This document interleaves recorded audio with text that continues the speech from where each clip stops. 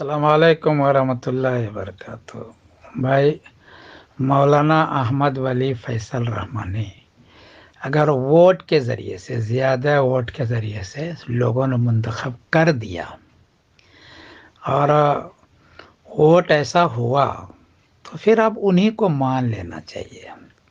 زیادہ اختلاف انتشار کرنے سے جھگڑا بڑھے گا اور فائدہ کچھ بھی نہیں ہوگا.